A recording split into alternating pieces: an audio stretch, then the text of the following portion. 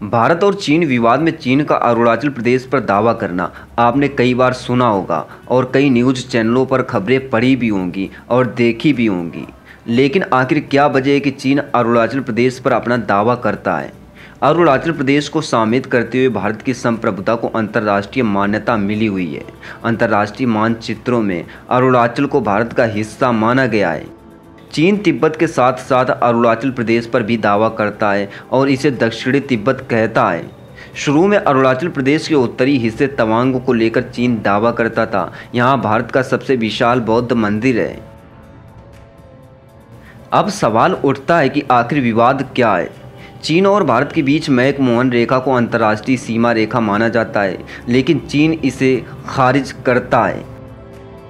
चीन का कहना है कि तिब्बत का बड़ा हिस्सा भारत के पास है। सन 1950 के दशक के आखिर में तिब्बत को अपने में मिलाने के बाद चीन ने अक्साई चीन का करीब 38,000 वर्ग किलोमीटर इलाके को अपने अधिकार में कर लिया था। ये इलाके लद्दाख से जुड़े थे। चीन ने यहाँ नेशनल हाईवे 219 बनाया जो उसके पूर्वी प्रांत शिजियांग को जोड़ता है। भारत इसे अवैध कब्जा मानता है। लेकिन इस विवाद जो चीन कहता है कि उसको समझने से पहले हमें अरुणाचल प्रदेश का इतिहास समझना होगा। तो जुड़े रहिए हमारे साथ वीडियो के आखिरी तक। अगर अरुणाचल प्रदेश के इतिहास की बात की जाए तो इसके प्राचीन इतिहास को लेकर बहुत कुछ स्पष्ट नहीं है।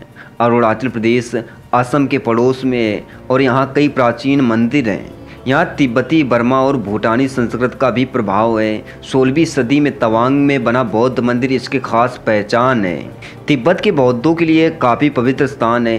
कहा जाता है कि प्राचीन काल में भारतीय शासकों और तिब्बती शासकों ने तिब्बत और अरुणाचल के बीच कोई निश्चित सीमा का निर्धारण नहीं किया था, लेकिन राष्ट्र राज्य की अवधारणा आने के बाद सरहदों की बात होने लगी। सन 1912 तक तिब्बत और भारत के बीच कोई स्पष्ट सीमा रेखा नहीं खींची गई थी। इन इलाकों पर ना तो मुगलों का और ना ही अंग्रेजों का नियंत्रण था। भारत और तिब्बत के लोग भी किसी स्पष्ट सीमा रेखा को लेकर निश्चित नहीं थे। ब्रितानी शासकों ने भी इसकी कोई जहमत नहीं उठाई। तवांग में जब बौद्ध मंदिर मिला तो सीमा रेखा का आकलन शुरू हो गया। सन 1914 में शिमला में तिब्बत, चीन और ब्रिटिश भारत के प्रतिनिधियों की बैठक हुई और सीमा रेखा का निर्धारण हुआ। सन 1914 में तिब्बत एक स्वतंत्र लेकिन कमज़ोर मुल्क था। गुलाम भारत के ब्रिटिश शासकों ने तवांग और दक्षिणी हिस्से को भारत का हिस्सा माना और इसे तिब्बतियों ने स्वीकार भी किया। इसे लेकर चीन नाराज़ था। चीनी प्रतिनिधियों ने इसे मानने से इनकार कर दिया और वो बैठक से निकल गए। सन 1935 के बाद यह पूरा इलाका भारत के मानचित्र में आ गया। चीन ने तिब्बत को कभी स्वतंत्र मुल्क नहीं माना। उसने सन 1914 के शिमला समझौते में भी ऐसा नहीं माना था। सन 1950 में चीन ने तिब्बत को पूरी तरह अपने कब्जे में ले लिया।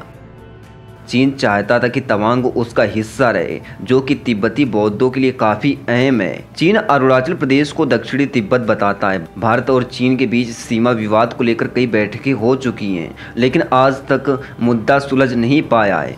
दोनों देशों के बीच 3,500 किलोमीटर यानी कि 2,174 मील लंबी सीमा है।